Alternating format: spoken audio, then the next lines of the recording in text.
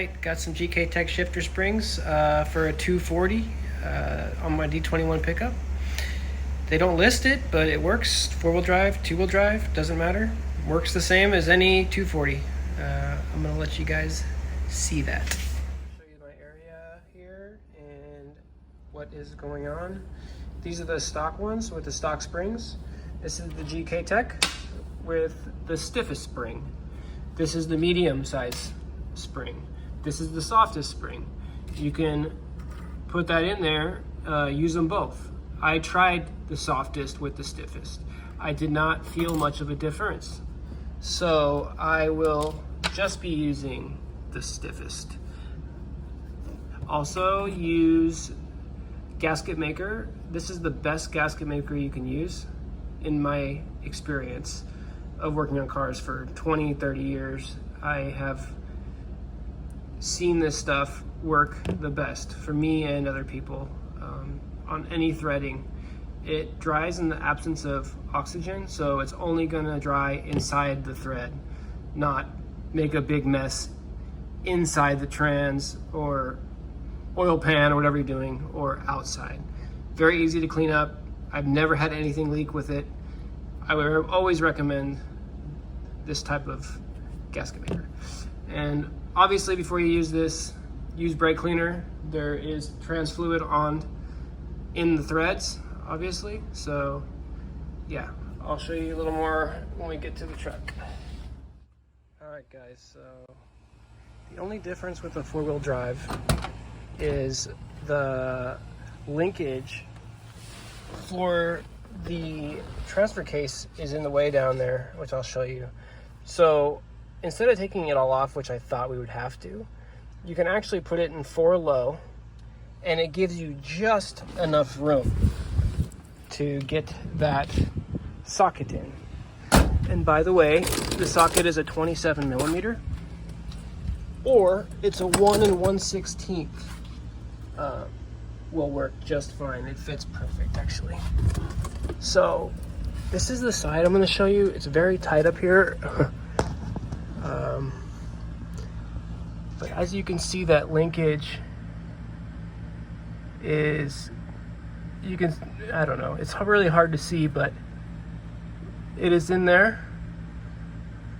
And well, you can see the empty hole right now just above this bracket right there. That's where it has to go.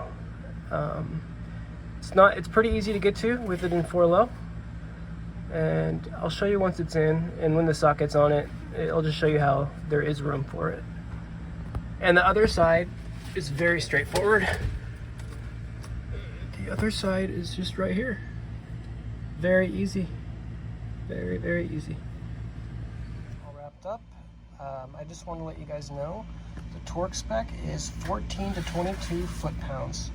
That is not much. It barely took any to get to that point. So be very careful not to ugga-dugga it too much, or you just use a torque wrench. I did about 18 to 20 foot-pounds, because you do not want to strip or crack the trans case. Easy job. Get the bitch out of 4 low. Back in 2-wheel, 2 high. And so this shifter I was kind of hoping for a miracle, and just hoping it would be no play at all. Like my Z there, it's just like stiffer than hell. But it did help a lot. It did help a lot. This is about 1 inch. There was 2 inches before. Going into gear, that's a lot less than it was. There was much more play than that. It just feels a lot better. Especially like going back into neutral. You don't have to push it as much. It kind of just pushes itself in. It honestly feels just a lot better. I don't think if you have a lot of play, it's going to eliminate all of it, obviously. But it'll eliminate a lot of it, and it'll really just feel a lot better. Also, if you have play, just some advice is you can always replace the bushing on the very bottom of the shifter rod, which I already did. I replaced it with OEM. That helps a little bit as well. So I think if you were to do that combined with this mod, you would have a much better feeling shifter.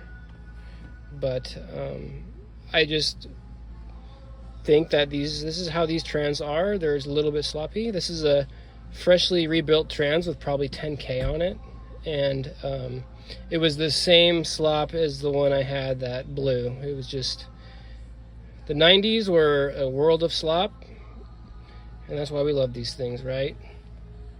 We all love 90s junk that are watching this. All right, guys.